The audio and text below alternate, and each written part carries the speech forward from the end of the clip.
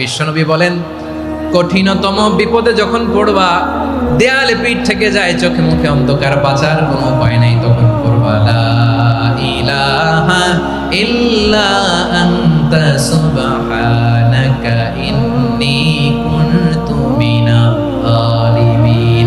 আল্লাহ, তুমি ছাড়া কোনো ইলাহ নাই, তুমি পবিত্র, নিশ্চয় আমি জালিমদের অন্তর্ভুক্ত। সুবহানাল্লাহ বলেন। এই দোয়া সাইয়েদনা ইউনূস আলাইহিস সালাম পড়েছিলেন যখন মাছের পেটে ছিলেন। একটা গল্প শুনেছিলাম 71 সালে, দেখি নাই, আমরা শুনেছি, পাক হানাদার বাহিনী জিজ্ঞেস করত মুসলিম না অমুসলিম চেক করার জন্য, বলতো কালেমা বল, কালেমা বাতাও।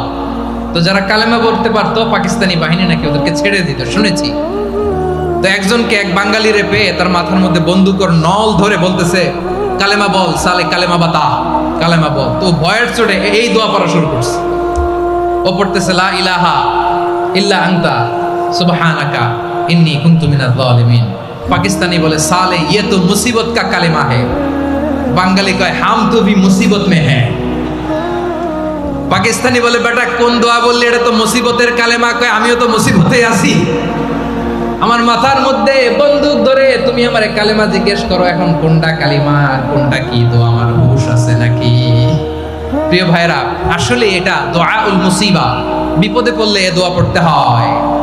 লা ইলাহা ইল্লা আনতা সুবহানাকা ইন্নী কুনতু মিনাজ জালিমিন। এটা পড়বেন আপনারা। এই দোয়া পড়ে সাইয়েদনা ইউনূস আলাইহিস সালাম মাছের পেট থেকে রক্ষা পেয়েছিলেন। রক্ষা করেছিল কে? তুমি ইউনূস নবীরে যখন খাইলো মাছেতে গিলিয়া, ফেরেশতা পাঠাইয়া দিলে ইসমে আজম দিয়া, প্রাণে ছিল যাহার ভয় সেথা পাইল আশ্রয়, প্রাণে ছিল যাহার ভয় সেথা পাইল আশ্রয়, মাছের পেট হতে সে যে পেল পরিত্রাণ। আল্লাহু আল্লাহু তুমি জাল্লে জালালুহু, শেষ করা তো যায় না গে তোমার গুণগান। আল্লাহু আল্লাহু, সুবহানাল্লাহ পড়ে। লা ইলাহা ইল্লা আনতা সুবহানাকা ইন্নী কুনতু মিনাজ জালিমিন। বিশ্বনবী বললেন, দেয়ালে পিঠ থেকে গেলে, চোখে মুখে অন্ধকার, বাঁচার কোনো উপায় নাই, তখন এই দোয়াটা পড়তে হবে। এই দোয়া পড়ে আল্লাহর কাছে ফরিয়াদ করলে বিপদ মুক্ত করবেন কে? কেন এই দোয়াটা আল্লাহর কাছে বড্ড প্রিয় জানেন ভাইরা? কারণ এই দোয়ার মধ্যে 3টা জিনিস আছে। আমি যেরকম আঙ্গুল উঁচু করেছি এরকম করেন তো। 3টা। কয়টা? 3টা। 1 নম্বরে হচ্ছে তাওহীদ, 2 নম্বরে তাসবিহ, 3 নম্বরে তাকরীর। আই রিপিট, আবারও বলছি, 1 নম্বরে তাওহীদ, 2 নম্বরে তাসবিহ, 3 নম্বরে তাকরীর। এই দোয়াটা আল্লাহর কাছে এত পছন্দনীয় কারণ এই দোয়ার প্রথম অংশে আছে তাওহীদ, আল্লাহর একত্ববাদের ঘোষণা। লা ইলাহা ইল্লা আনতা, ও আল্লাহ আপনি ছাড়া কোনো ইলাহ নাই, উপাস্য নাই। এই কথা বললে আল্লাহ বড় খুশি হয়ে যায়। সুবহানাল্লাহ পড়েন।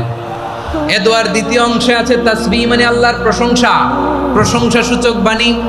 সুবহানাক সুবহানাক সুবহানাক, ও আল্লাহ আমি আপনার পবিত্রতা ঘোষণা করছি। সুবহানাক, এই কথা শুনলেও আল্লাহ খুশি হয়ে যায়। সুবহানাল্লাহ পড়েন। এই দোয়ার তৃতীয় অংশে আছে তাকরীর। তাকরীর মানে পাপের স্বীকৃতি। তাকরীর মানে কি? তাকরীর মানে পাপের স্বীকৃতি। এই দোয়ার তৃতীয় অংশে আছে ইন্নী কুনতু মিনাজ জালিমিন, ও আল্লাহ আমি জালিমদের অন্তর্ভুক্ত। আল্লাহ আল্লাহ আমি জালেম, আল্লাহ আমি ভুল করেছি, অন্যায় করেছি, আল্লাহ আমি জালেমদের অন্তর্ভুক্ত। এই পাপের স্বীকৃতি, অ্যাকনোলেজমেন্ট আল্লাহ বড় পছন্দ করে।